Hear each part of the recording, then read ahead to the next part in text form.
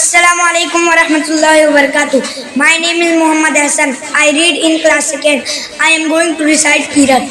أعوذ بالله من الشيطان الرجيم.